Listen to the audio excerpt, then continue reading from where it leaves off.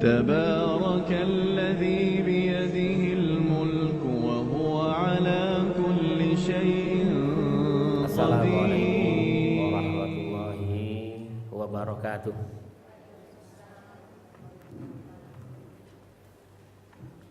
Innal hamdalillah nahmaduhu wa nasta'inuhu wa nastaghfiruh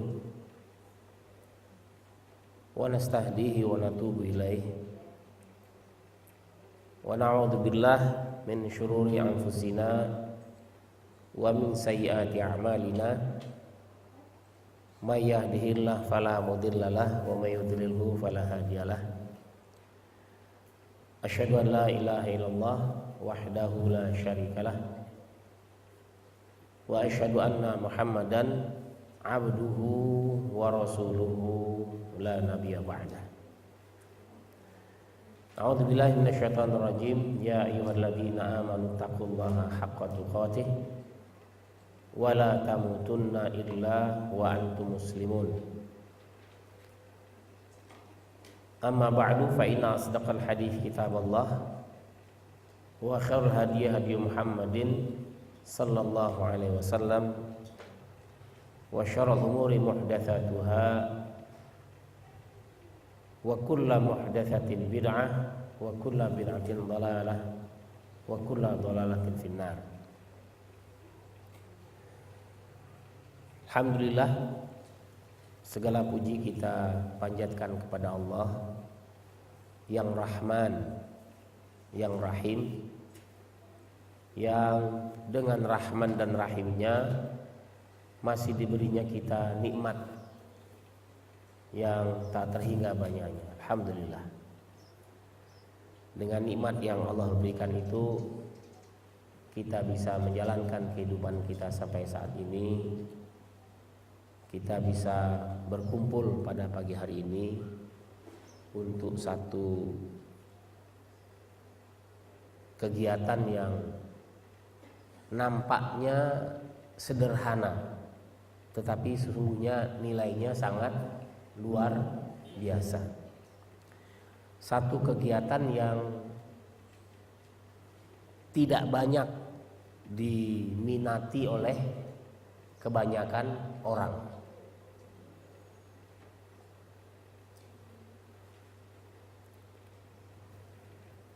Ibu-ibu, kalau menyebarkan undangan untuk pesta,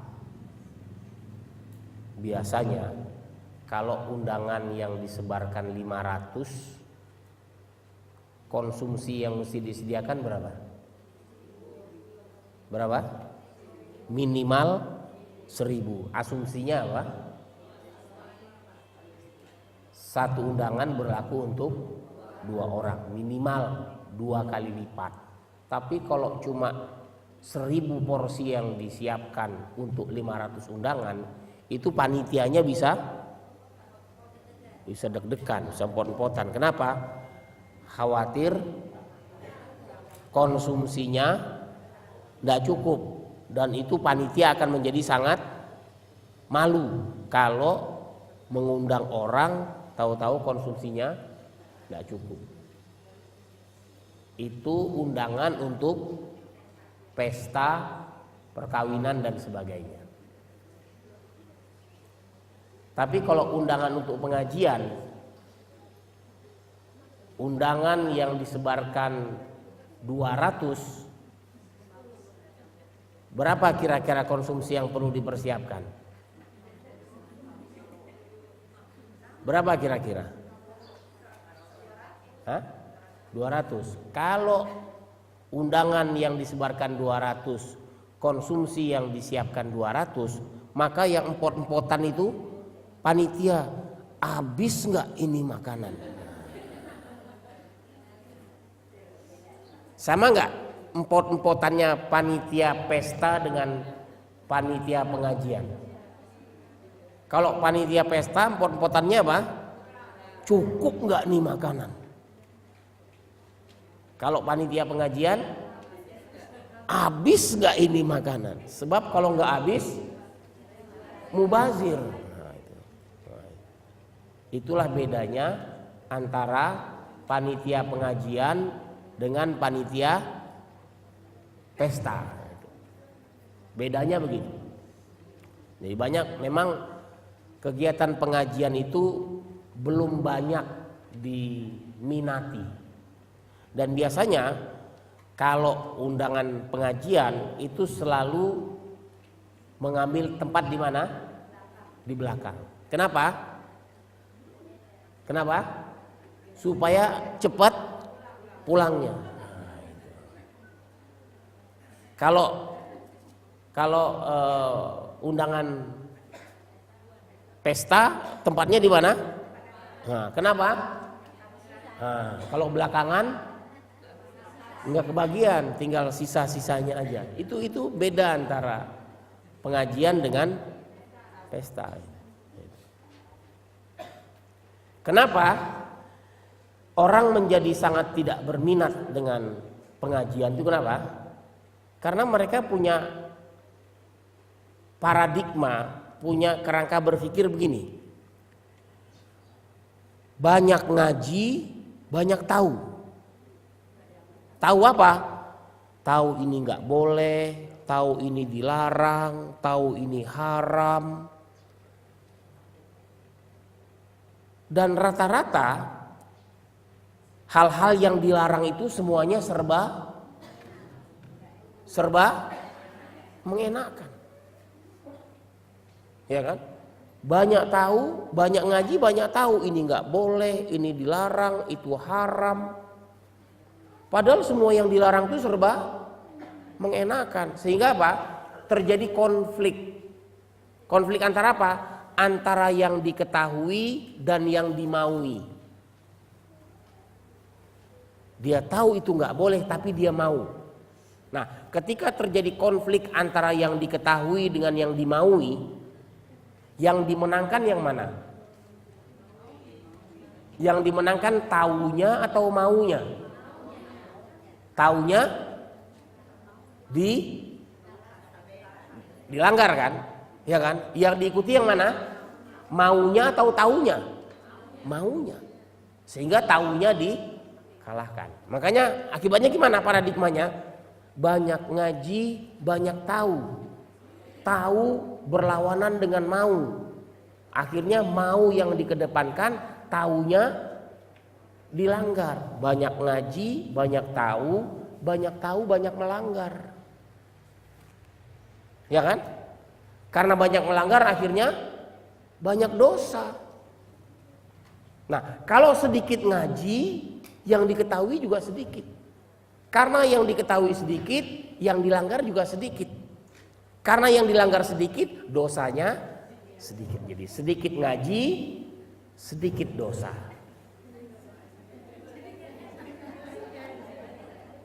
Nah, kalau tidak ngaji, kan tidak tahu. Orang yang tidak tahu, tidak ada dosanya. Namanya nggak tahu kok, kan belum tahu.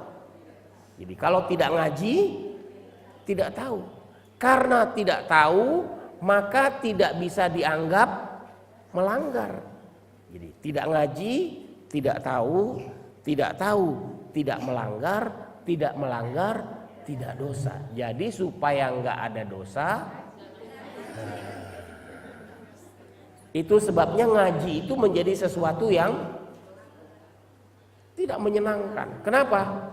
Tempat berkumpulnya dosa. Membuat orang jadi banyak dosa. Itu kata siapa? Nah, itu setan yang bilang begitu. Jadi bagi yang ikut dengan paradigma itu berarti ikut paradigma setan. Banyak ngaji, banyak tahu. Banyak tahu, banyak melanggar. Banyak melanggar, banyak dosa. Banyak ngaji, banyak dosa. Sedikit ngaji, sedikit yang diketahui. Sedikit tahu, sedikit yang dilanggar. Sedikit yang dilanggar, sedikit dosa. Sedikit ngaji, sedikit dosa. Kalau tidak ngaji, tidak tahu. Karena tidak tahu, tidak berdosa. Namanya orang nggak tahu. Karena tidak berdosa, karena tidak tahu, tidak melanggar.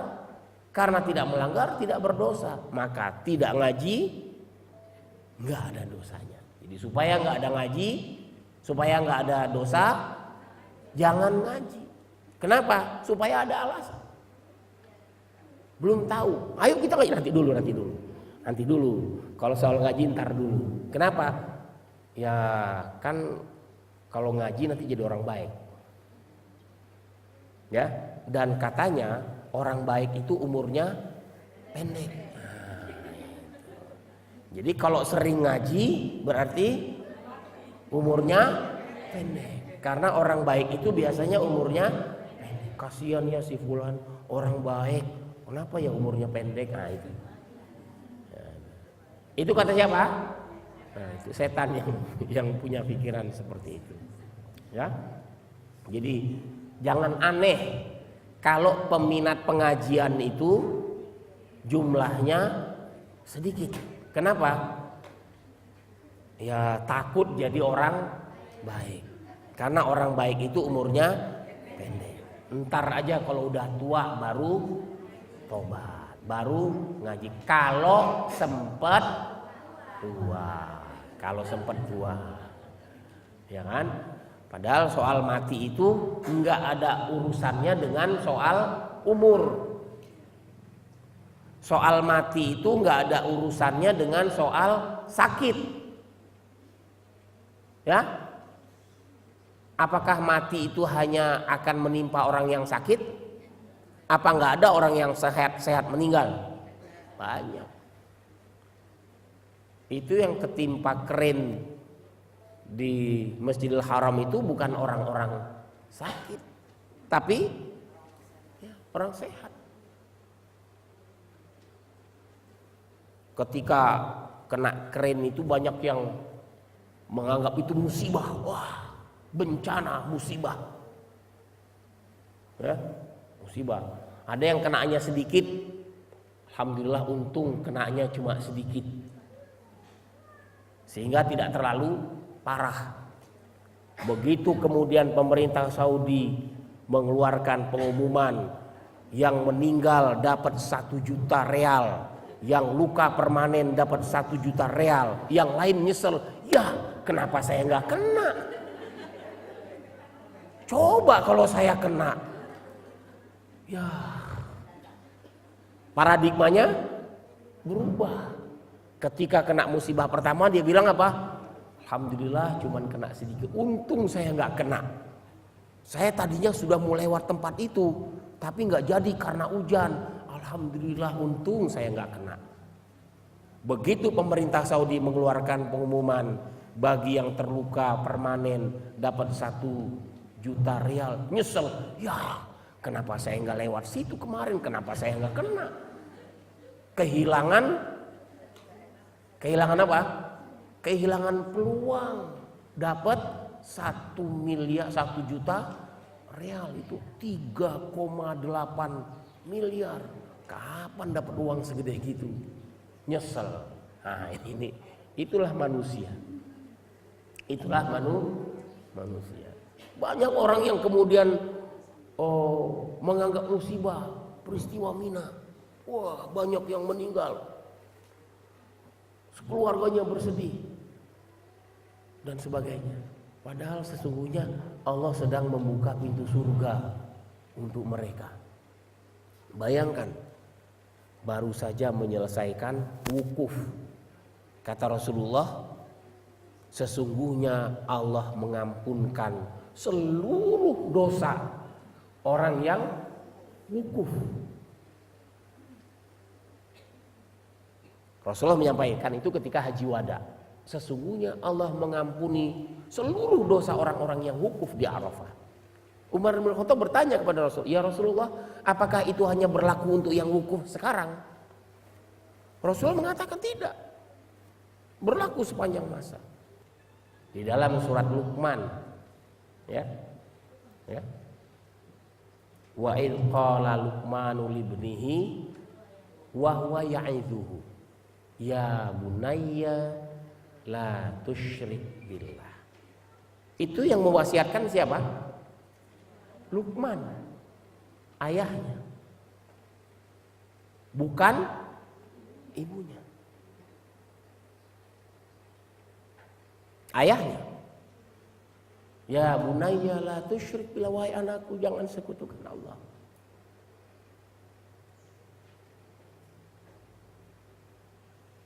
Ketika Ibrahim meninggalkan anaknya Ismail bersama siapa? Ibunya. Ya. Ibrahim itu setelah sekian puluh tahun menikah tidak dapat anak, kemudian diizinkan menikah lagi dengan yang kedua, Hajar. Biiznillah lahirlah anak laki-laki yang kemudian diberi nama Ismail. Setelah Ismail lahir, maka Allah memerintahkan kepada Ibrahim untuk apa? Bawa anak dan istrimu itu ke lembah yang sunyi sepi, tak berpenghuni, kering kerontang, tidak ada air. Dibawalah. Ketika Hajar dan Ismail akan ditinggalkan di tempat itu, Hajar bertanya, kenapa engkau tinggalkan kami di tempat ini? Ibrahim tidak bisa menjawab, karena pertanyaannya sangat manusiawi. Tetapi sebagai istri yang salehah, dia tidak berprasangka jelek kepada suaminya, kemudian bertanya, apakah engkau lakukan ini karena perintah Allah?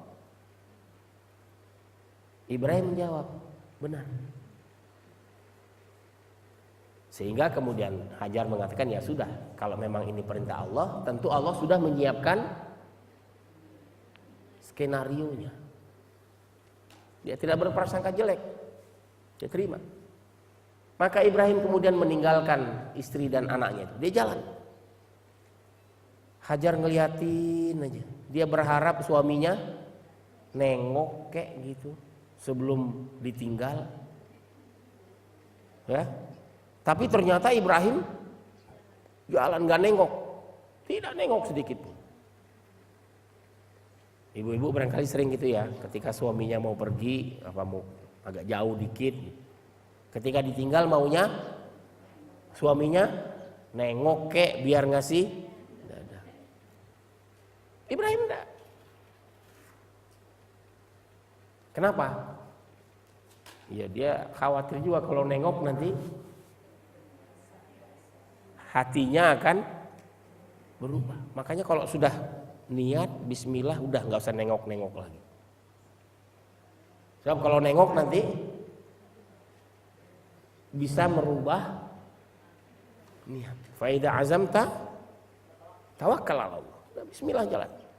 Jangan nengok lagi. Kalau nengok nanti berubah niatnya, berubah hatinya, berubah perasaannya. Berangkat Ibrahim. Sampai di atas bukit, karena Mekah itu kan posisinya seperti kuali, Ka'bah itu di tempat yang paling rendah. Di Jabal Qubais yang sekarang tempat istana itu, Ibrahim menghadap ke situ dan berdoa. Yang diabadikan dalam Al-Qur'an, Rabbana inni askantu min dzurriyyati biwadin ghairi dzi zar'in inda baitikal muharram. Ya Allah, aku tinggalkan istri dan keturunanku di lembah yang sunyi sepi tak berpenghuni, kering kerontang enggak ada air, inda baitikal muharram, di rumahmu, di Baitul Haram. Artinya tempat itu sudah ada Baitul Haram, yang kemudian nanti yang membangunnya adalah Ibrahim dengan Ismail. Apa yang diminta oleh Ibrahim pertama kali? Rabbi liyuqimus shalah. Wahai Tuhanku, dijadikanlah mereka orang yang menegakkan sholat. Yang pertama kali diminta oleh Ibrahim, jadikanlah mereka orang yang menegakkan sholat. Belakangan Rasulullah mengkonfirmasi, ternyata awwaluma yuhasabu bihil abdu yaumal qiyamati as-shalat. Yang pertama kali akan Dia apa? Yang pertama kali akan diaudit. Ya, yang pertama kali akan diaudit pada hari kiamat itu apa? Sholat. Kalau sholatnya beres, maka dia wajar tanpa pengecualian. Yang lain close. Tapi kalau sholatnya berantakan, satu-satu akan dilihat nih. Gimana kalau sholatnya berantakan, gimana rumah tangganya, gimana kerjaannya, gimana muamalahnya, akan diurai satu-satu. Tapi kalau sholatnya udah beres, berarti tercover semua yang lain. Dilihat cover note-nya dulu. Cover note-nya gimana? Oh, ternyata begini. Sholatnya beres. Yang lain nggak perlu lagi dilihat. Nah, karena cover note-nya apa? Sholat. Dan kata Rasulullah, menjelang akhir hayatnya Rasulullah, apa yang dia pesankan kepada Ali? Jangan tinggalkan sholat. Jangan tinggalkan sholat. Dan sholat adalah ibadah terakhir yang ditinggalkan oleh umat. Nanti menjelang akhir zaman orang udah nggak mau lagi sholat. Saat itulah kemudian kiamat itu datang. Orang udah nggak mau sholat. Jadi selama masih ada yang sholat, maka kiamat itu akan didelay. Selama masih ada pengajian, selama masih ada yang sholat, maka insya Allah itu akan menunda datangnya hari kiamat itu. Sampai kapan datangnya wallahu a'lam. Itu yang pertama kali diminta oleh Ibrahim, Rabbana liyuqimus shalah. Yang kedua apa? Waj'al af'idatan minan nas tahwi ilaihim. Jadikanlah hati manusia itu cenderung ke tempat itu. Maka orang berbondong-bondong datang ke sana tanpa iklan. Pariwisata tanpa iklan. Itu yang membuat Iran ingin menguasai tempat itu. Oh, itu pariwisata tanpa iklan, yang datang ke sana nggak habis-habis. Dan orang datang ke sana karena apa? Karena doanya Nabi Ibrahim. Jadikanlah hati manusia cenderung kepada tempat itu. Baru yang ketiga, warzuk ahlahum minas samarot. Berikanlah penduduknya buah-buahan. Nah, ini Nabi Ibrahim pinter doanya di sini. Cerdas. Yang diminta apa? Buah-buahan, bukan kebun. Nabi Ibrahim tidak minta, ya Allah berikanlah kebun yang subur. Enggak. Yang diminta apa? Buahnya, hasil panennya. Jadi di sana itu meskipun nggak ada kebun, panennya tiap hari. Beda dengan di sini, banyak kebun tapi nggak pernah panen. Ya, di sini kebun banyak, tapi nggak pernah panen. Kenapa? Karena yang panen orang lain. Siapa yang nanam, siapa yang panen. Ya, kalau Nabi Ibrahim doanya gitu, ya Allah berikan kepada penduduknya buah-buahan. Nggak perlu apa? Kebunnya, nggak penting kebun. Yang penting hasilnya. Nah, itu makanya di Mekah itu semua buah-buahan ada. Padahal di sana nggak ada kebunnya. Nah, saya ingin cerita nanti ujungnya tentang Ibrahim ini. Sepeninggal Ibrahim, bekal yang dibawa itu habis. Bekal yang dibawa itu habis. Sehingga nggak ada lagi yang bisa dimakan, nggak ada lagi yang bisa diminum. Padahal Ismail sedang menyusui. Karena nggak ada lagi yang bisa dikonsumsi, akibatnya apa? Produksi air susunya kering. Ketika dia menghisap, nggak keluar air. Nah, anak kecil itu ekspresinya apa? Kalau dia nggak nyaman, nangis. Dan bagaimana perasaan ibu kalau dengar anaknya nangis? Coba, dengar anaknya nangis gimana? Ibunya akan jadi panik, gelisah. Ini anak nangis. Bayangkan itu. Suami jauh. Waktu itu belum ada handphone. Ya, nggak bisa dihubungi. Suami jauh. Tetangga nggak ada. Mau ngadu sama siapa? Minta tolong sama siapa? Bekal habis. Anak nangis. Gimana suasana batinnya? Itu yang dialami oleh Hajar. Suami jauh, tetangga nggak ada, bekal habis, anak nangis. Gimana perasaannya? Galaunya seperti apa ini? Dalam kondisi seperti itu, nah ini, naluri keibuannya menuntut dia untuk berusaha. Untuk apa? Memberi makan anak. Itu naluri. Memberi makan anak. Dia berusaha. Maka dia jalan. Dia naik ke bukit ini, dia lihat barangkali ada orang dari kejauhan yang bisa dimintai tolong. Ternyata nggak ada. Maka dia jalan. Sampai ke bukit yang sana. Dia lihat lagi sekeliling, nggak ada orang. Satu kali usahanya gagal. Tapi dia ulang lagi. Barangkali ada sesuatu yang baru. Jalan lagi. Gagal lagi. 3 kali. 4 kali. 5 sampai 7 kali gagal terus usahanya. Usaha itu bahasa Arabnya sa'i. Sa'a. Berusaha itu sa'a. Kata kerjanya sa'a. Kata bendanya sa'i. Sa'i itu artinya usaha. Sa'i itu artinya usaha.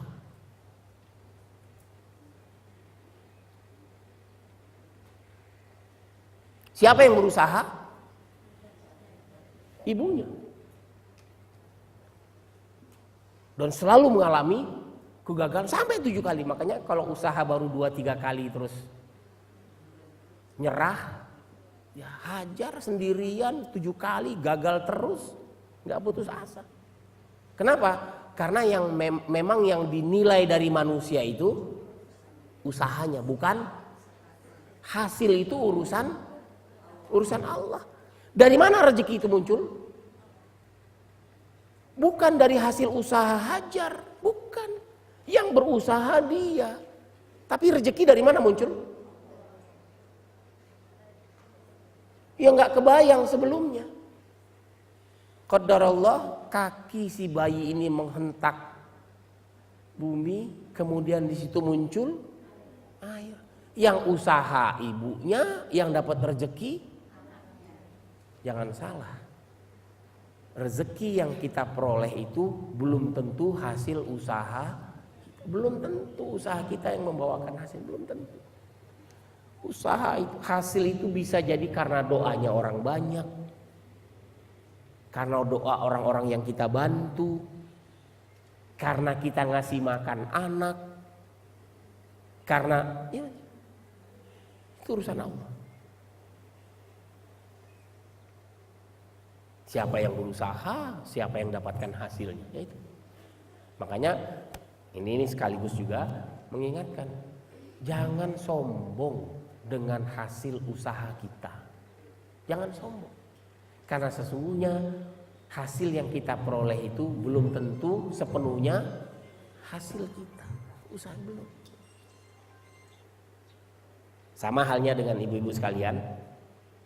Nasi yang kita makan tadi pagi, nasi yang kita makan, entah berapa ribu orang yang terlibat sampai nasi itu masuk ke mulut kita.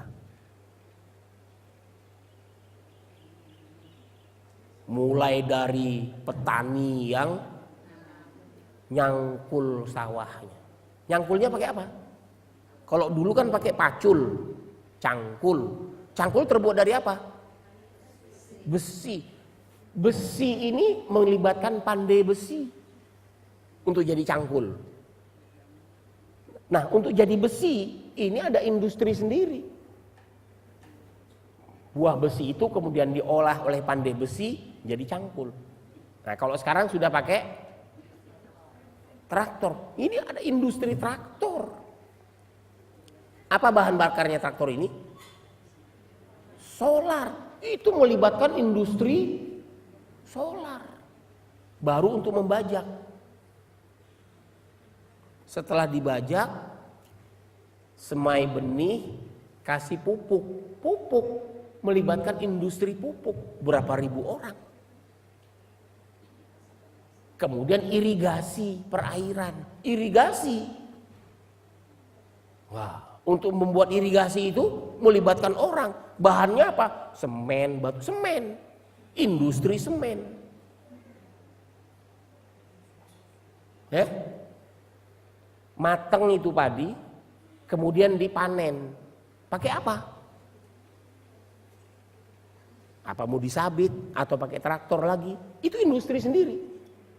Industri yang membajak dengan yang memanen beda. Kemudian dibawa kemana? Dibawa ke penggilingan. Industri penggilingan. Jadi beras dibawa ke pasar. Industri perdagangan. Pakai apa bawanya? Pakai truk. Industri truk. Di mana jalannya? Di aspal. Industri aspal. Sampai di pasar, baru kita beli. Pasarnya di mana? Ya kalau berasnya dari Vietnam, bawanya sampai di pasar kita beli. Udah beli itu beras kan nggak langsung dimakan, dimasak dulu. Pakai apa masaknya? Pakai rice cooker. Rice cookernya industri sendiri. Rice cooker pakai tenaga apa? Listrik. Industri listrik. Kalau masaknya pakai gas, industri gas. Jadi nasi itu untuk sampai ke mulut prosesnya melibatkan banyak sekali orang. Makanya kita nggak boleh buang-buang nasi begitu saja, nggak boleh. Proses panjang.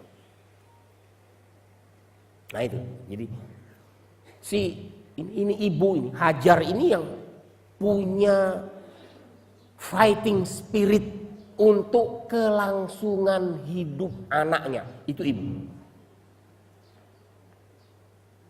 Kenapa? Karena dia yang merasakan mulai dari mengandungnya, menyusui. Dia lebih fighting spirit, pembelaan terhadap anak. Tapi kemudian pendidikannya bukan ibu lagi.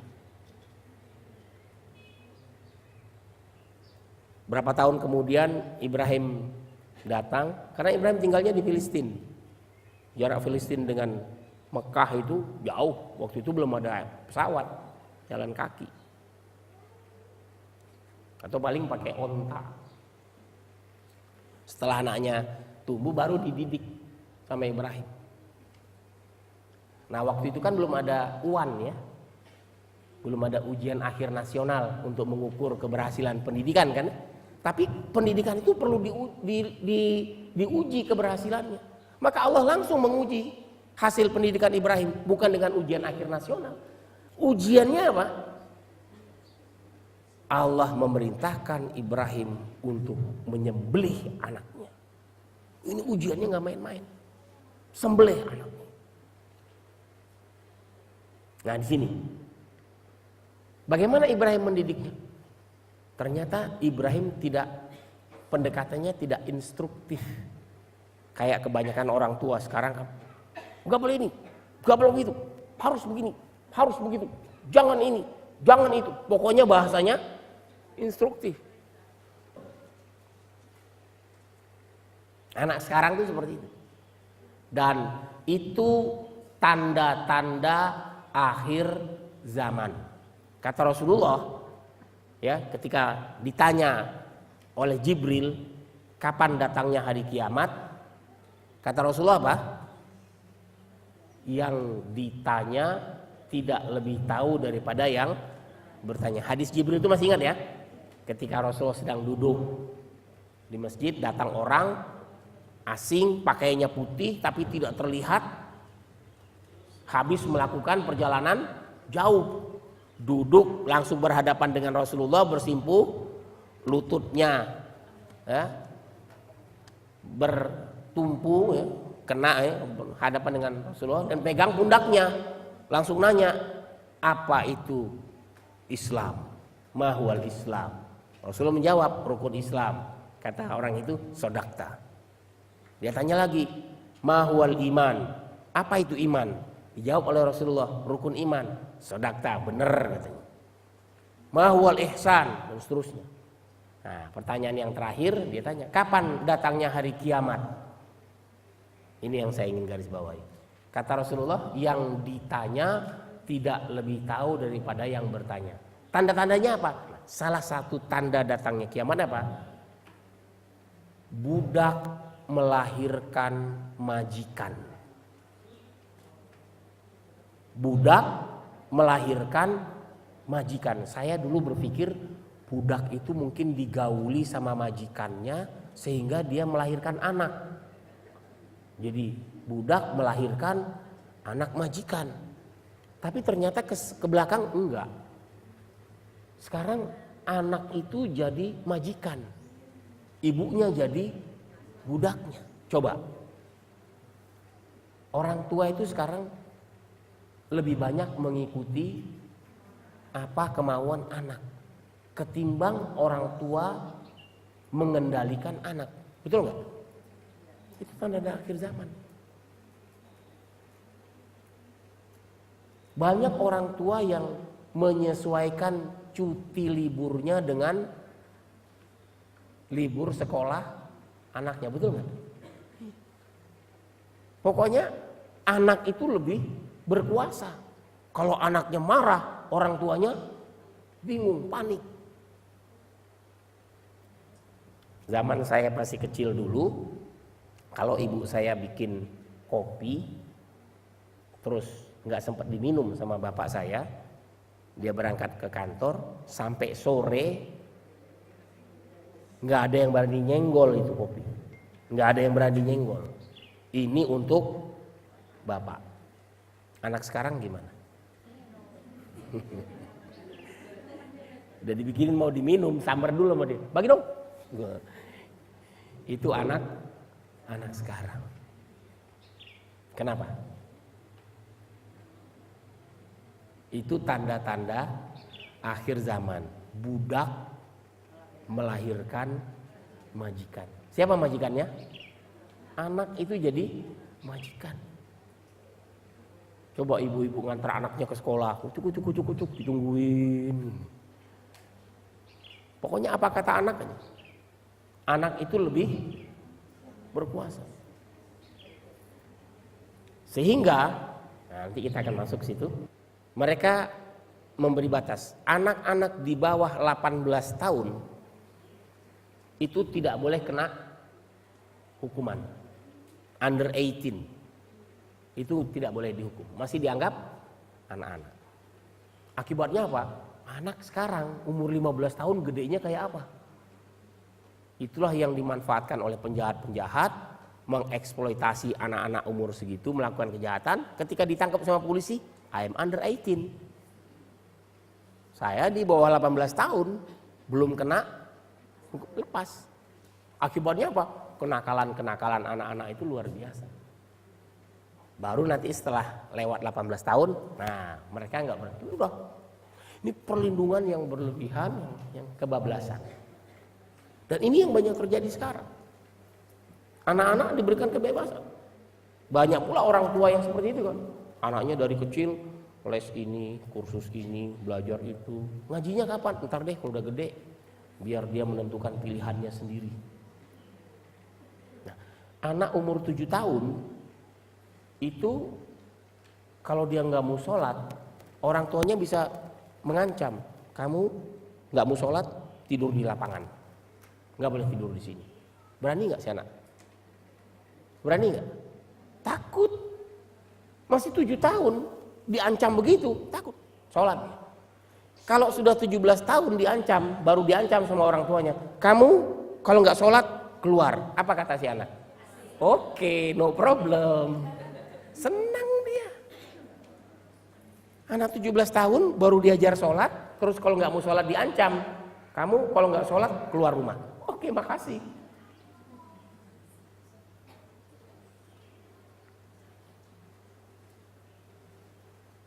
Nah, kita lihat siapa yang bertanggung jawab terhadap pendidikan? Bapaknya. Karena bapak menjadi figur yang lebih tegas semestinya, yang disegani, yang menjadi panutan bapaknya. Ibu kemudian membackup, meluruskan. Ibu mengantarkan supaya anak itu taat kepada bapaknya.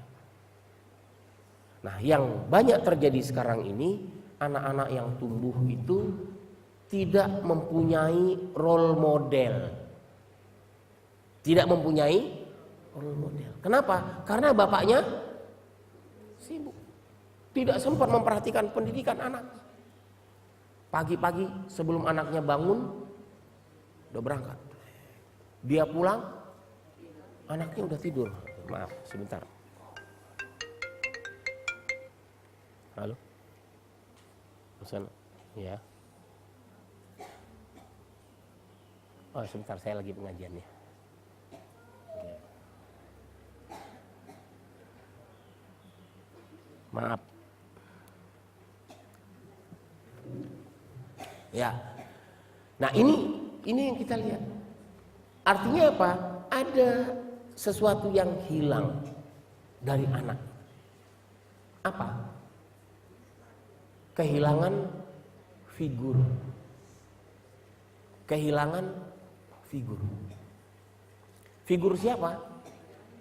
Figur seorang ayah. Kenapa? Karena dia seakan-akan tugasnya hanya mencari nafkah. Tugasnya seakan-akan hanya mencari nafkah. Zaman seperti sekarang ini, wah, untuk bisa memenuhi kebutuhan hidup layak, itu sekali lagi ini soal lifestyle.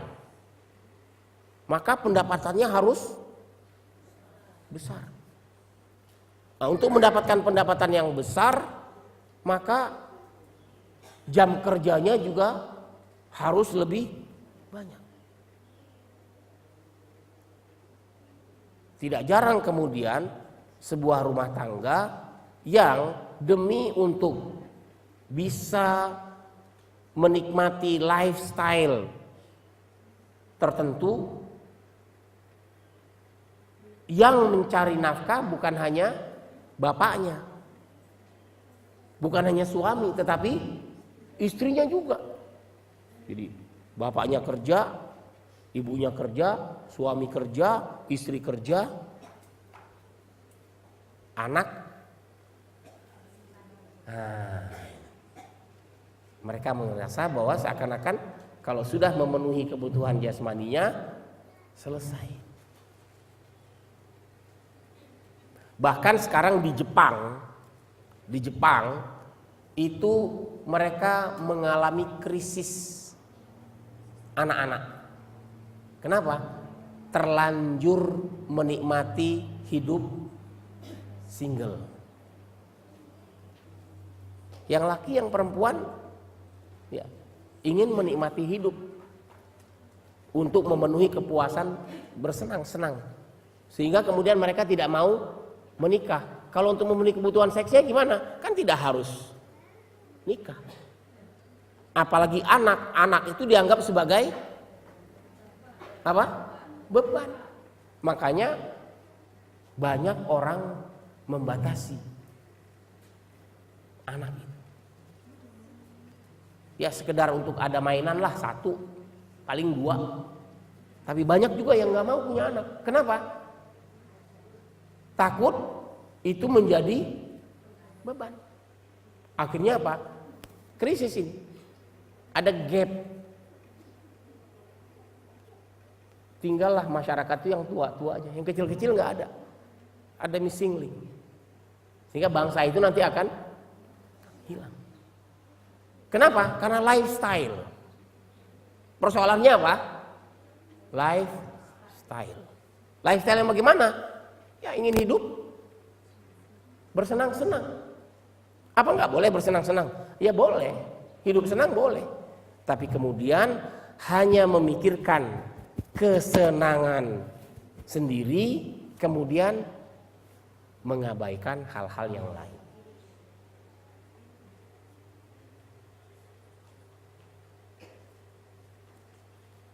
Nah, ibu-ibu sekalian,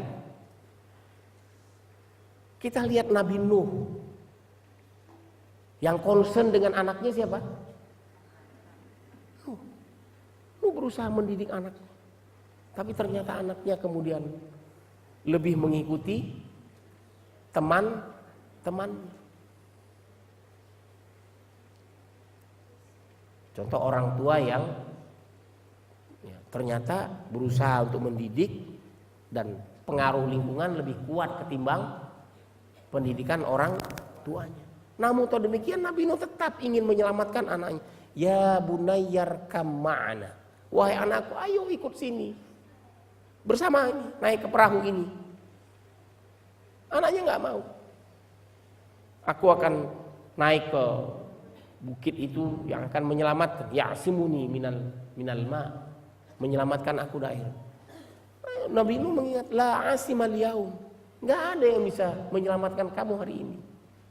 Kemudian tertelan ombak, tenggelam.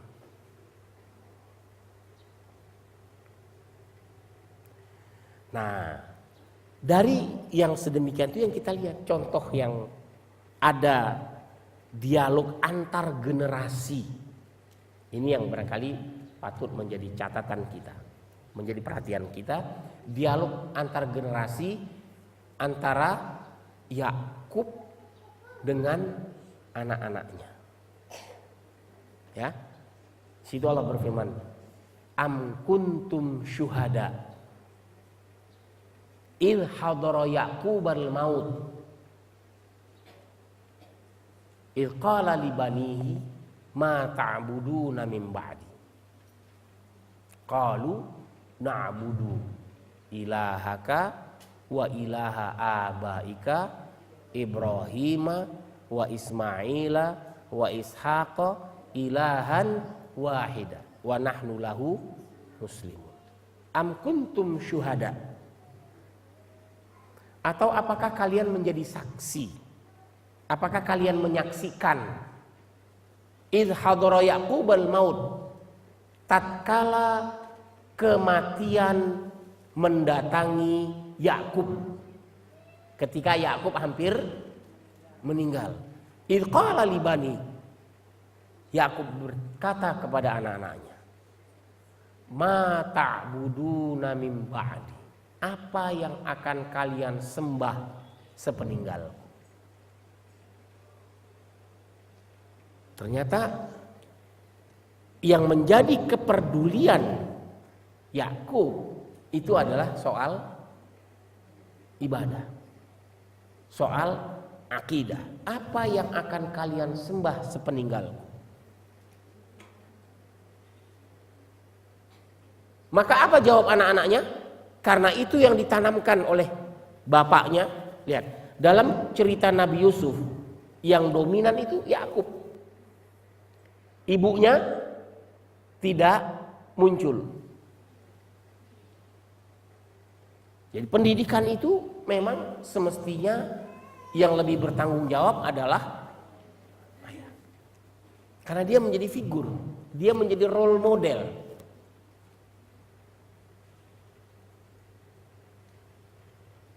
Dia menjadi pemimpin, dia menjadi kepala rumah tangga.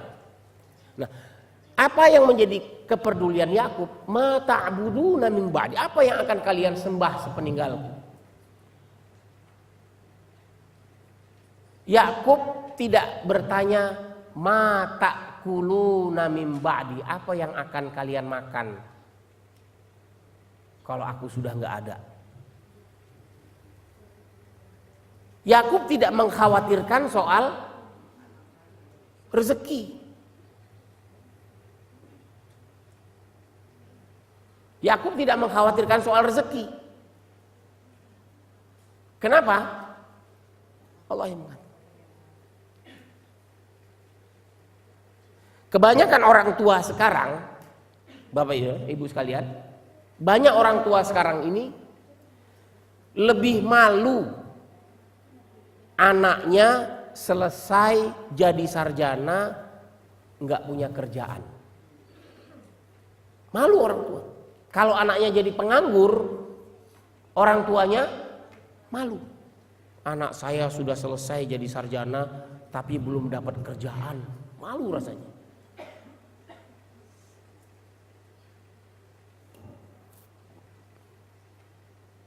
Anaknya nggak sholat, orang tua nggak terlalu pusing. Anaknya nggak ke masjid, nggak sholat, dia nggak pusing. Biarin aja urusan pribadi. Tapi anaknya nggak punya kerjaan, malu dia. Apa kata orang? Anaknya ranking pertama, nilainya bagus, perguruan tinggi terkenal, udah selesai, nggak bisa kerja, malu.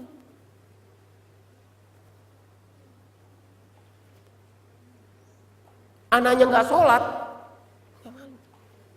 Anaknya nggak punya kerjaan, malu. Artinya apa? Orang tua lebih peduli soal apa? Soal apa? Dunianya. Ibu-ibu, kalau punya anak gadis, ada seorang pemuda datang melamar, apa yang pertama kali ditanya? Apa yang ibu pertama kali tanya? Coba, sebagai orang tua, apa yang pertama kali ditanya?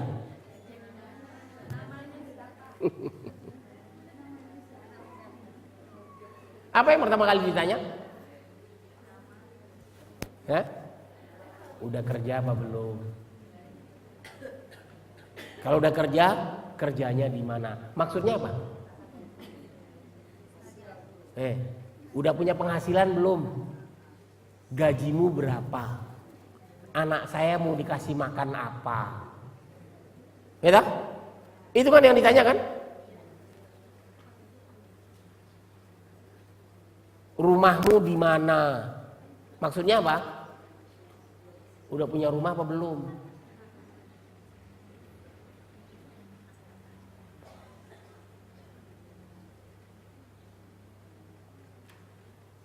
Sedikit sekali, kalaupun mungkin ada orang tua yang punya anak gadis, ketika dilamar oleh seorang pemuda, si orang tua menanyakan, hafal berapa juz?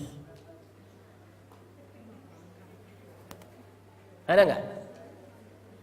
Orang tuanya menanyakan gitu kepada pemuda ini yang mau melamar anaknya, hafal berapa juz? Emangnya anak saya mau dikasih makan jus apa? Ya. Nah, jadi ibu sekalian, ini refleksi, ini cerminan. Ini cerminan.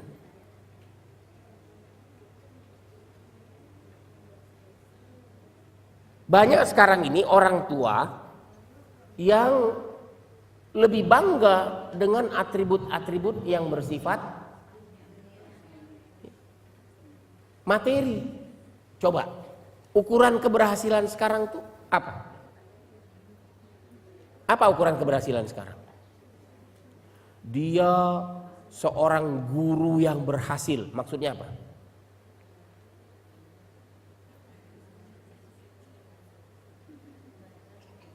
Agak-agak susah.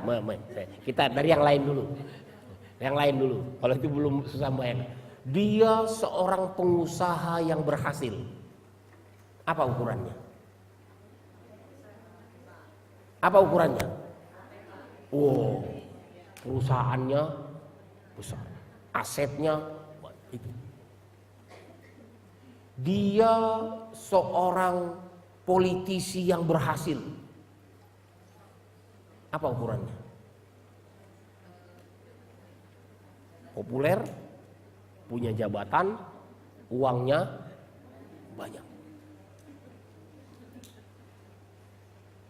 Dia seorang karyawan yang berhasil. Maksudnya apa? Karirnya, jabatannya, uangnya Dia seorang guru yang berhasil. Maksudnya apa?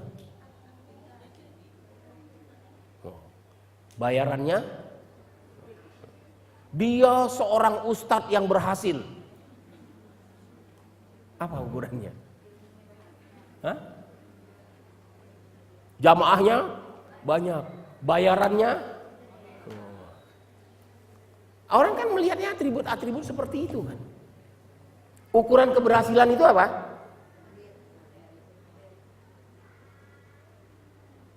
Ini yang merusak cara berpikir, sehingga segala sesuatu diukur secara materi. Maka apa yang harus pertama kali kita benahi? Meluruskan cara berpikir. Kerangka berpikir itu mesti diluruskan. Bahwa ukuran keberhasilan itu tidak dilihat dari aspek ini. Jama'a amalan wa'addada yahsabu anna malahu akhlada. Mengumpulkan harta, menghitung-hitung rekening, deposito dan sebagainya, dan menganggap bahwa itu adalah ukuran keberhasilan yang bisa membuat hidup ini menjadi panjang. Kalau hidupnya mau lama, modalnya harus banyak. Supaya modalnya banyak, harus kerja keras mengumpulkan harta.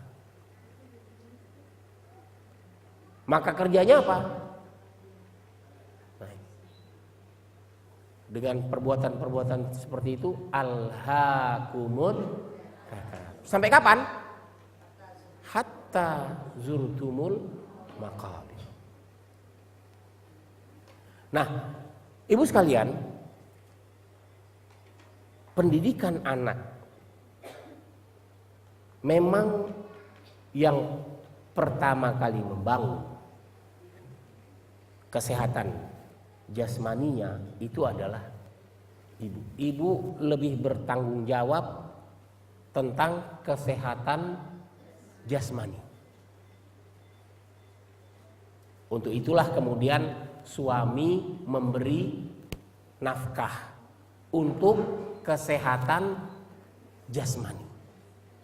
Tetapi sesungguhnya kewajiban suami bukan hanya sekedar memenuhi kebutuhan jasmani, tetapi yang lebih penting adalah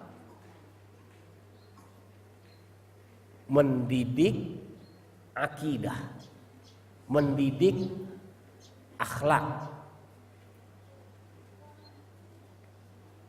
Oleh karena itu, mau tidak mau, maka figur bapak itu harus menjadi panutan.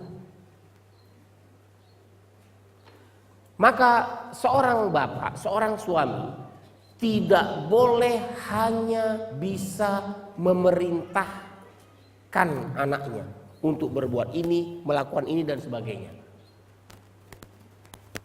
Karena sesungguhnya contoh yang paling efektif itu adalah melalui pendidikan yang paling efektif itu adalah melalui contoh. Nah, sekarang kita lihat di banyak tempat anaknya disuruh ngaji, bapaknya duduk baca koran. Alasannya apa? Capek kerja, mau apa? Santai. Santainya gimana? Nonton TV. Anaknya disuruh apa? Suruh ngaji. Apa kata si anak? Bapak, bapak ini capek loh, kerja seharian, nggak ada istirahat. Bapak pengen santai sebentar sambil ngelihat TV. Anaknya? Anak tahu nggak bahwa si bapak ini capek membanting tulang sebagainya. Tahu nggak? Nggak tahu. Yang diketahui anaknya gimana? Yang dilihat bapaknya gimana? Nonton TV. Sehingga apa kemudian kesan anak?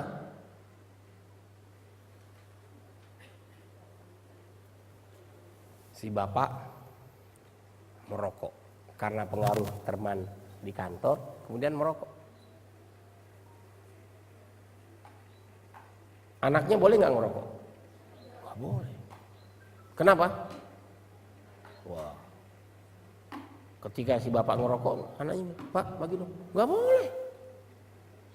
Kamu masih kecil, rokok itu nggak bagus, bisa merusak kesehatan. Sambil apa kata si anak? Loh, bapak, konflik antara yang didengar dengan yang dilihat, yang mana yang lebih kuat pengaruhnya? Yang dilihat atau yang didengar? Yang dilihat.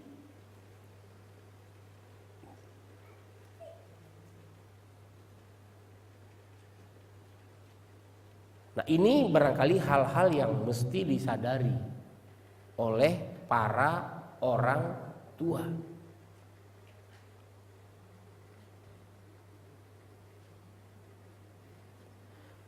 Laki-laki wajib hukumnya sholat berjamaah di masjid.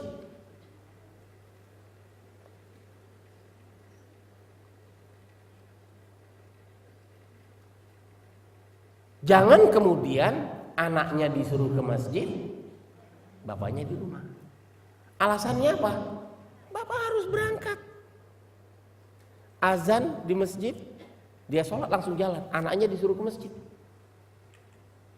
Itu masih mendingan barangkali masih sholat. Ini anaknya belum bangun, atau mungkin tidak sempat memikirkan itu, karena si bapak sudah harus ya pagi-pagi siap dulu segala macam, suami istrinya membantu menyiapkan sebagainya, nggak sempat memperhatikan anaknya, sehingga si anak tidak terbiasa untuk bersama-sama dengan bapaknya sholat, yang laki-laki ya, sholat berjamaah di masjid. Itu tidak tertanam. Sehingga kemudian kecintaan terhadap masjid menjadi kurang. Padahal kata Rasulullah, di antara 7 golongan orang yang akan mendapatkan perlindungan istimewa di hari kiamat nanti adalah rajulun qalbuhu mu'allakun bil masajid. Orang yang hatinya tertambat, tertaut dengan masjid. Dia merasa nyaman kalau berada di dalam masjid. Dia kerja, tapi bukan di masjid terus. Di masjid terus gak mau keluar-keluar. Ya kecuali dia jadi merbot, urusannya kebersihan masjid, memang itu pekerjaan dia. Atau dia cuma di masjid aja, nggak boleh juga. Sebab kata Allah, fa idza qudiyatis sholatu fantashiru, selesai sholat kerja, datang waktu sholat balik. Hatinya merasa nyaman di masjid, tapi karena ada kewajiban dia harus keluar mencari nafkah. Nah, ada perbedaan kemudian antara mendidik anak laki-laki dengan mendidik anak perempuan. Mendidik anak laki-laki itu berarti menyiapkan seorang pemimpin. Menyiapkan seorang pemimpin yang akan menjadi kepala rumah tangga. Biasanya pemimpin yang baik lahir dari lingkungan yang baik. Kepala rumah tangga yang baik muncul dari rumah tangga yang keluarga yang baik.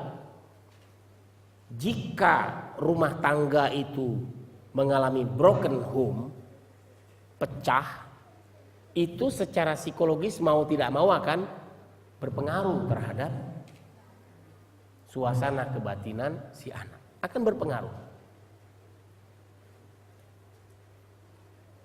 Nah, disinilah kemudian pentingnya orang tua menjadi apa?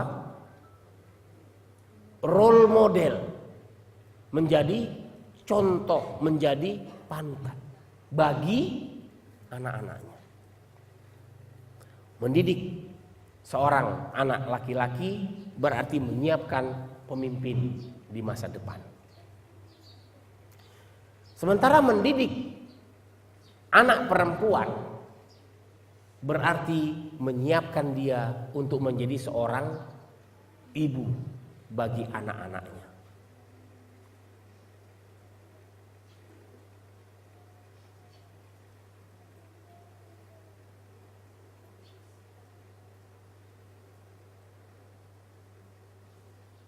Menjadi seorang pemimpin, dia mempunyai tanggung jawab itu 360 derajat.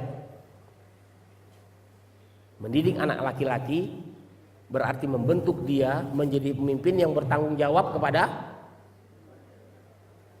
360 derajat ke atas. Dia bertanggung jawab kepada ibunya, harus melindungi ibunya, harus berbakti kepada ibunya. Ke bawah, dia bertanggung jawab kepada anak-anaknya. Ke samping, istrinya dan saudara perempuannya. Jadi mendidik seorang anak laki-laki, mendidik dia untuk menjadi seorang pemimpin yang 360 derajat. Ibunya, anaknya, istrinya, saudara perempuannya. Yang dia harus cover itu semua. Itu sebabnya kemudian kenapa dalam hal waris dia mendapat 2 kali lipat lebih banyak ketimbang perempuan. Kenapa? Karena memang coverage dia lebih luas. Sementara seorang wanita itu dilindungi oleh 4 laki-laki. Siapa? Ayahnya, suaminya, saudara laki-lakinya, anak laki-lakinya. Dia dilindungi oleh 4 laki-laki. Jadi sesungguhnya menjadi wanita itu aman, nyaman. Aneh kalau kemudian ada wanita yang menuntut persamaan hak. Kalau dia menuntut persamaan hak, berat. Harus mengcover 360 derajat dan tidak ada yang mengcover dia. Ya kan? Siapa yang melindungi si laki-laki ini? Siapa yang melindungi laki-laki? Siapa? Kalau perempuan kan 4 yang melindungi. Ya kan? Bapaknya, anaknya, suaminya, saudara laki-lakinya. Siapa yang melindungi laki-laki? Siapa yang melindungi laki-laki? Enggak ada.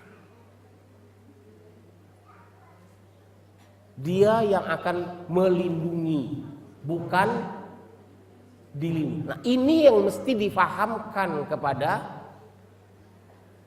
setiap laki-laki. Apakah itu? Ya, kalau kita bicara dengan anak, ini yang harus ditanamkan kepada anak. Ini yang harus disadarkan kepada saudara. Nah, suami mestinya dia produk dari suami ini adalah produk dari orang tuanya. Nah, kita bicara dalam tataran supaya nggak ribet. Sebagai orang tua, kita mendidik anak Anak laki-laki berbeda dengan mendidik anak perempuan. Mendidik anak laki-laki menyiapkan dia untuk menjadi pemimpin. Pemimpin yang mengcover 360 derajat. Bertanggung jawab melindungi ibunya, bertanggung jawab melindungi saudara perempuannya, bertanggung jawab melindungi istrinya, bertanggung jawab melindungi anak-anaknya. Mendidik seorang perempuan, anak perempuan, berarti menyiapkan dia untuk menjadi seorang ibu yang pada gilirannya ibu ini akan melahirkan anak. Dan anak yang saleh akan lahir dari ibu yang saleh. Ibu yang saleh.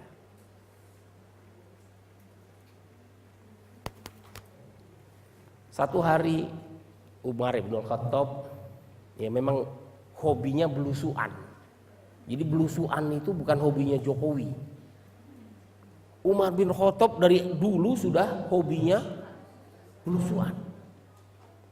Kenapa?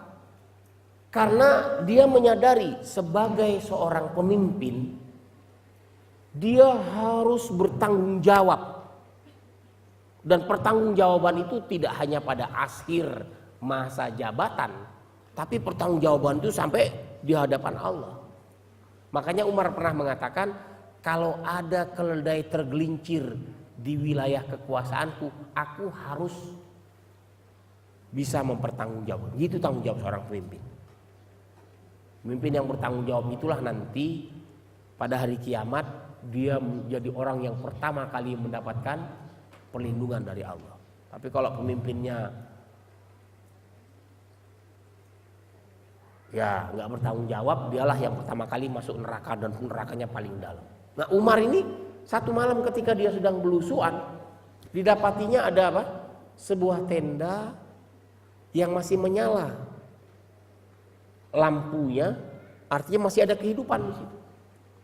Didatangi, ternyata ada seorang ibu dengan anak gadisnya yang sedang memerah susu kambing. Si ibu mengatakan, "Nak, tambahkan air ke dalam susu itu supaya jumlahnya banyak.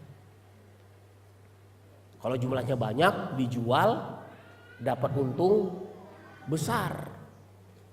Apa kata si anak gadis ini? "Ibu, bukankah ada aturan pemerintah yang melarang untuk mengoplos air dengan susu karena itu akan merugikan konsumen?" Apa kata si ibu? Khalifah tahu apa?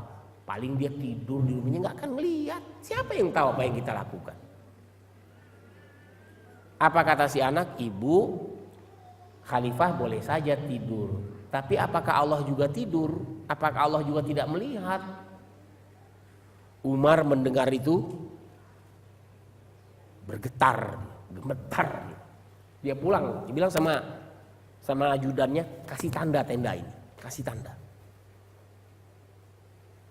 Besok paginya dia utus orang untuk menyelidiki apakah gadis itu sudah punya suami atau sudah ada yang melamar.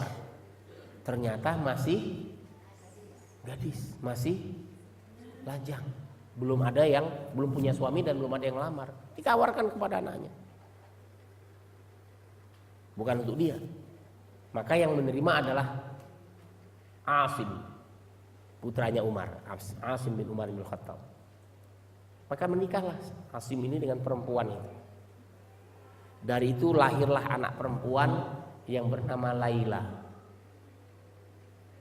Laila inilah yang kemudian menikah dengan Abdul Aziz yang pada waktu itu menjadi khalifah sepeninggal Umar dari Bani Umayyah. Abdul Aziz ini kemudian menikah dengan Laila ini. Dari ini lahirlah anak yang bernama Umar bin Abdul Aziz. Dari ibu yang solehah melahirkan putri yang salihah. Dari putri yang salihah ini melahirkan keturunan laki-laki yang saleh, yang kemudian menjadi salah seorang khalifah yang terkenal, Umar bin Abdul Aziz. Dari ibu. Nah, oleh karena itu peran ibu ini menjadi sentral untuk melahirkan keturunan. Maka ibu persiapkan anak perempuan ini agar dia menjadi istri yang salehah bagi suaminya dan ibu yang salehah bagi anak-anaknya. Dan ibu ini harus siap untuk tidak populer. Siap untuk tidak populer. Coba kita lihat. Istri para nabi yang dikenal itu Ibrahim, Hajar dan Sarah. Nabi Nuh tidak dikenal. Nabi Yakub tidak dikenal. Nabi Musa tidak dikenal. Istri-istrinya tidak dikenal.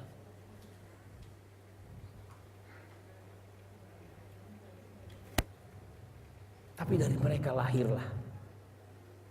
Ibunya Nabi Musa siapa? Enggak disebut. Tidak disebut.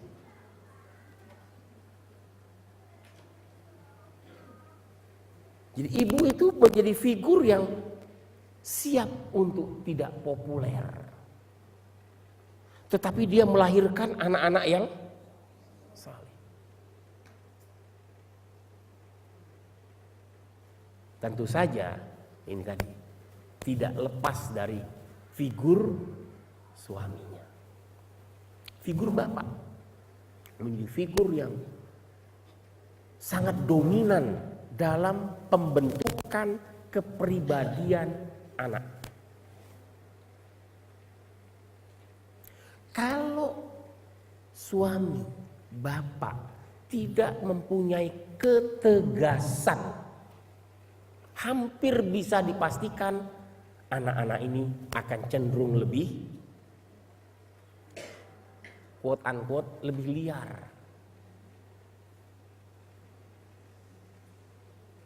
Coba lihat.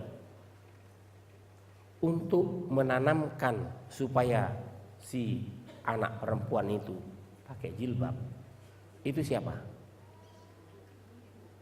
Menekankan bapak. Tetapi contoh yang dilihat ibu. Kalau ibunya pakaian yang gak rapi, kira-kira anaknya akan rapi gak pakaian? Kalau ibunya rapi, bapaknya tidak mendukung supaya anak perempuannya berpakaian rapi,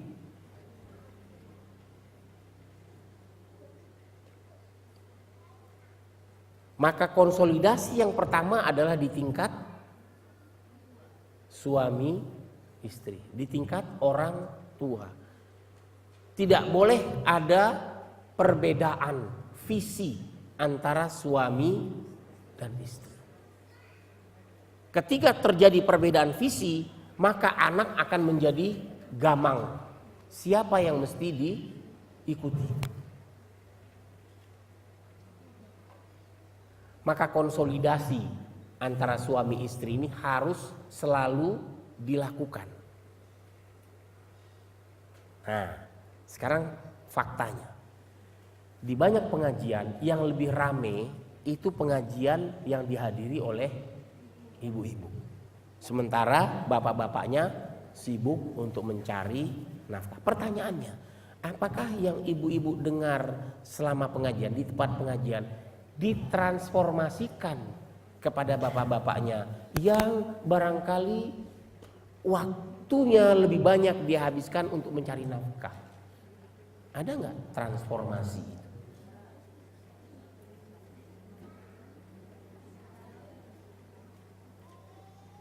Nah, kalau tidak ada transformasi, maka gapnya menjadi semakin antara yang diketahui oleh ibu-ibunya, oleh para istri, dengan yang diketahui oleh para suami.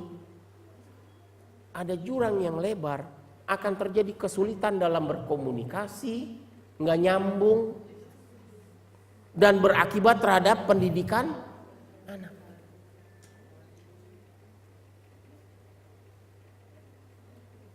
Nah, persoalannya adalah gimana caranya ngasih tahu suami? Gimana cara ngasih taunya? Kadang-kadang ngasih taunya juga susah. Komunikasinya nggak jalan. Kenapa? Disitulah perlunya apa? Sekufu itu di situ. Nah, banyak perempuan yang punya pandangan, hati-hati ketika menanamkan ini kepada anak-anak perempuan.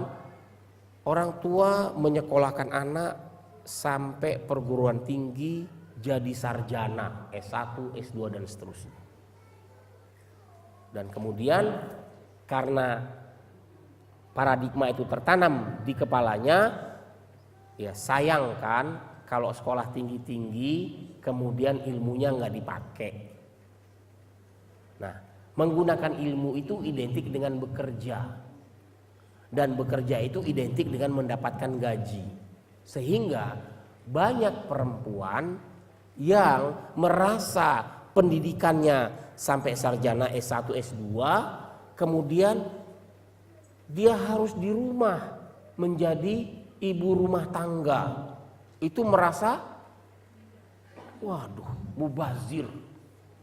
Dan tidak sedikit orang tua yang kemudian mengingatkan, nak, kamu sekolah tuh biayanya tinggi besar loh. Sayang kalau cuman kamu di rumah aja.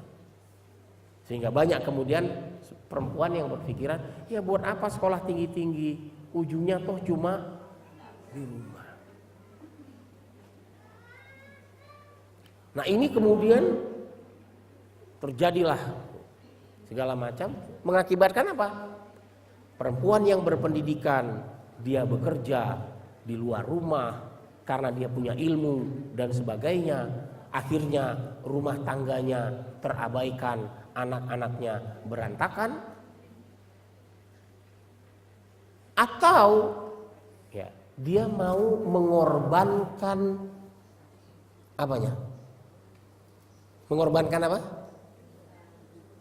Egonya. Mengorbankan egonya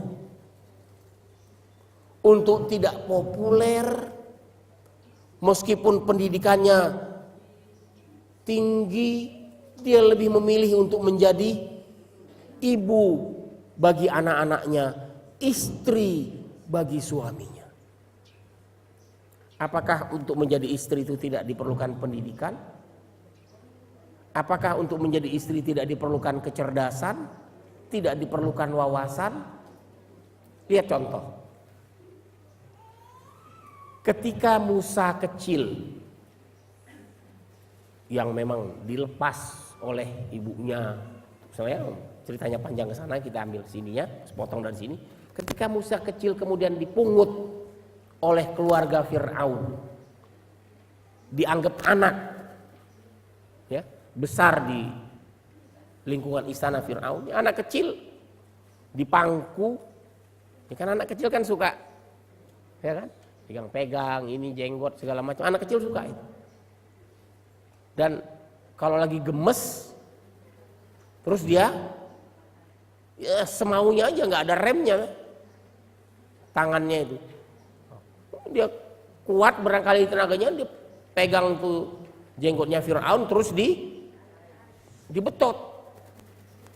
Bahwa itu sakit itu. Ibu-ibu nggak ngerasain kalau jenggot itu dibetot, sakit itu. Sakit itu. Nah, ini anak bukan anak kandung. Dibetot, sakit. Nggak ada yang berani bersikap seperti itu kepada Fir'aun yang kekuasaannya absolut. Ketika jenggotnya cabut, marah keluar. Ini anak masih kecil aja udah nyakitin, gimana gedenya? Bunuh. Dan ucapan Fir'aun itu adalah hukum. Bagaimana menggagalkan perintah Fir'aun yang omongannya itu adalah hukum. Maka si istri ini dengan cerdas menyelesaikan ini. Apa kata istrinya? Ini anak kecil, akalnya juga belum jalan. Coba kita lihat. Diletakkanlah satu mangkok susu, satu mangkok bara yang menyala-nyala. Anak kecil itu lebih tertarik dengan warna yang lembut atau warna yang menyolok? Hah? Yang lembut, susu udah tiap hari. Lihat ada sesuatu yang baru, ya ambil. Dia makan. Makanya lidahnya Nabi Musa itu celat. Muncullah doa, Robbi shrahli sodri wa yassirli amri wahlul 'uqdatam min lisani yafqahu. Itu doanya Nabi Musa. Karena memang waktu kecil cacat. Apa yang terjadi ketika melihat Musa kecil itu mengambil bara itu? Fir'aun ketawa, dia ngakak, wah dasar anak kecil nggak punya otak. Tapi dengan dia tertawa, kemarahannya cair. Rencana semula ingin membunuhnya hilang, batal. Karena siapa? Karena siapa? Cerdas. Solusi yang ditawarkan oleh istrinya ini solusi cerdas. Ada luka, ada cacat, tapi tidak seberapa dibandingkan kalau dia harus dihukum mati. Terselamatkan dia. Karena apa? Istri itu mesti cerdas. Kecerdasan yang lebih, kecerdasan emosional, kecerdasan spiritual. Nah, bagaimana caranya supaya emosinya cerdas, spiritualnya cerdas? Dia tidak disibukkan dengan kegiatan-kegiatan yang memakan tenaga. Sebab orang kalau tenaganya terkuras, capek, dalam keadaan capek fisik, biasanya emosi lebih gampang tersulut. Maka kita lihat di banyak rumah tangga suami istri itu sering terjadi konflik. Kenapa? Sama-sama capek. Suami capek, istri capek. Sementara suami ingin dilayani oleh istri, istrinya capek. Suaminya pulang minta dibikinin kopi, istrinya bilang itu tempat kopi, itu tempat gula, itu cangkir, itu air panas, bikin sendiri. Saya juga capek, saya juga nyari uang. Akhirnya gimana? Ya suaminya nyari ke tempat yang bisa bikinin kopi. Itu terjadi.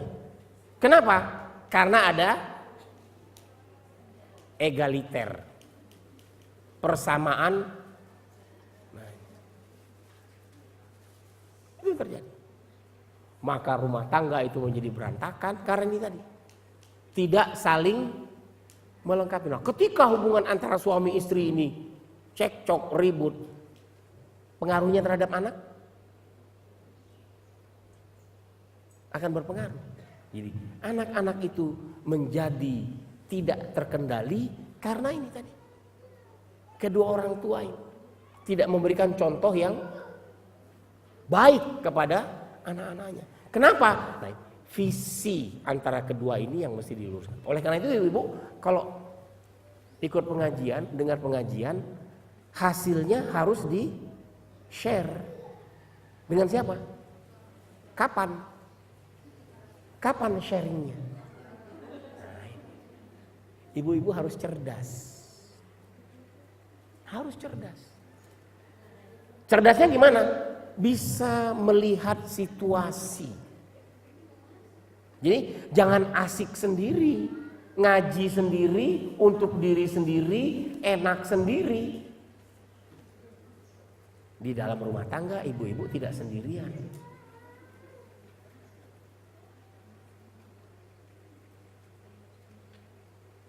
Jadi masing-masing harus melakukan apa? Pembenahan. harus melakukan pembenahan.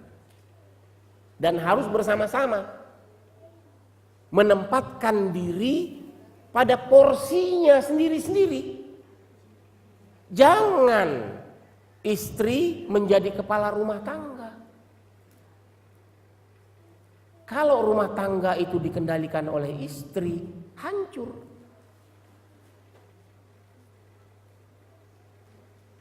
Jangan istri dominan mengendalikan suami, hancur. Rumah tangga yang didominasi oleh istri, hancur. Suami yang tidak mempunyai otoritas di dalam rumah tangga, hancur. Suami yang tidak mempunyai kedaulatan di dalam rumah tangga, hancur.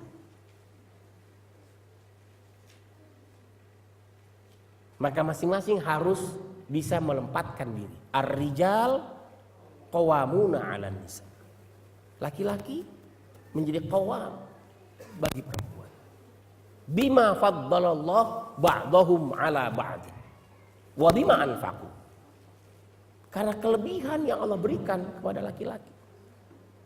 Tidak perlu ada saling cemburu antara yang satu dengan yang lain. Dan riwayat menjelaskan di masa Rasulullah ada wanita yang menyampaikan komplain kepada Rasulullah. Enak amat laki-laki itu. Dia boleh keluar rumah, dia boleh berperang, dia boleh cari harta, dia boleh cari pahala banyak di mana-mana. Peluang mereka mendapatkan pahala lebih besar. Kata si perempuan ini, kami di rumah ngurusin anaknya, nyiapin makannya, meladeni kebutuhannya, ya di rumah aja. Tidak populer, tidak terkenal, nggak banyak apa relasinya, nggak ada networking, jenuh, bosan. Apa kata Rasulullah kemudian?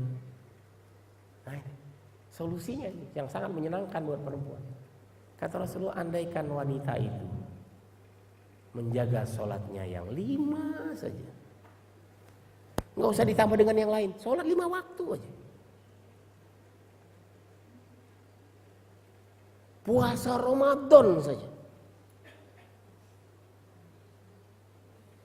menutup aurat dan patuh kepada suaminya, dia dipersilahkan masuk surga dari pintu mana dia mau. Adakah kesadaran ini dimiliki oleh seorang istri, seorang ibu, kemudian ditransfer kepada anaknya?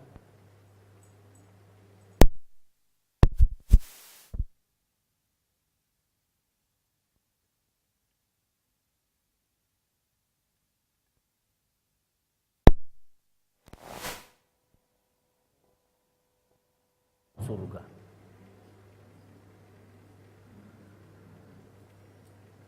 Suaminya berangkat ke masjid, sholat berjamaah, istrinya di rumah sendirian, pahalanya sama.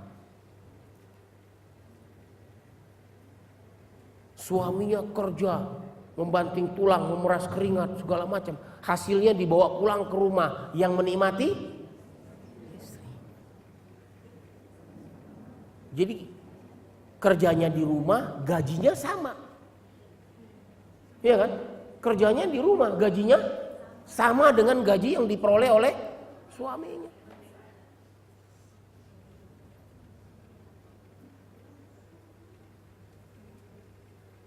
Nah, hal-hal seperti ini yang semestinya disadari oleh para orang tua, para suami istri dalam membangun generasi anak-anak itu. Anak-anak itu akan tumbuh ketika dia melihat ada figur-figur yang memang layak untuk dicontoh. Anak-anak sekarang kalau ditanya siapa figur yang menjadi idola mereka, anak-anak coba tanya, siapa figur? Apakah orang tua menjadi figur mereka? Coba tanya jujur sama anaknya. Apakah ibumu, bapakmu itu masuk dalam figur yang dia kagumi? Coba tanya. Ya gimana mau dikagumi kelakuannya seperti ini? Nah, untuk menjadi figur yang diteladani oleh anak-anak, kita harus melakukan pembenahan diri. Dan anak itu akan menjadi anak yang saleh dan solehah ketika orang tuanya memberikan contoh orang tua yang soleh dan solehah. Ya, nanti ketika anak Adam itu meninggal, putus semua amalnya dan dia hanya meninggalkan investasi yang terus-menerus memberikan keuntungan.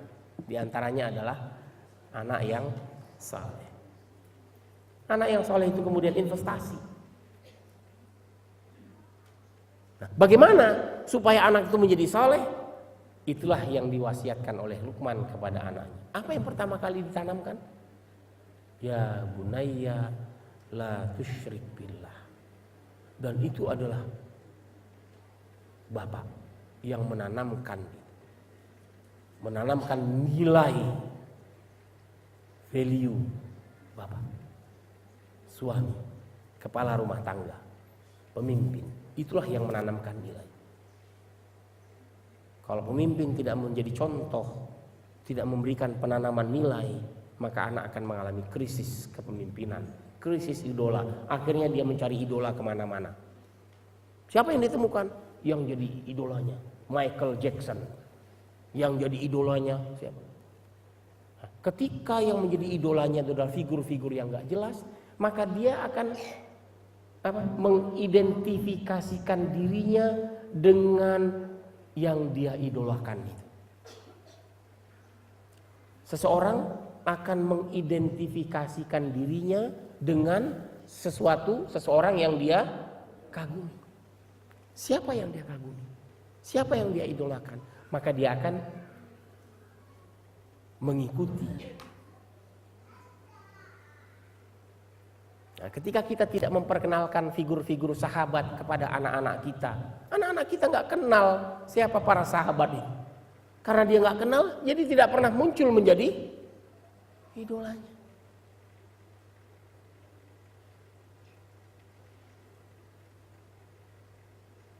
Nah, ini barangkali beberapa hal yang patut menjadi bahan renungan kita. Wallahu a'lam. Ada lagi? Cukup? Ya, supaya ibu-ibunya bisa siap-siap untuk masak dan sebagainya. Anak-anaknya yang sekolah udah mulai pulang dan sebagainya. Kita cukupkan, mudah-mudahan yang sedikit ini bermanfaat untuk kita semua. Wallahu a'lam bishawab. Wa akhiru da'wana alhamdulillahi alamin. Subhanakallahumma bihamdik, asyhadu an la ilaha illa anta, astaghfiruka wa atubu ilaik. Assalamualaikum warahmatullahi wabarakatuh.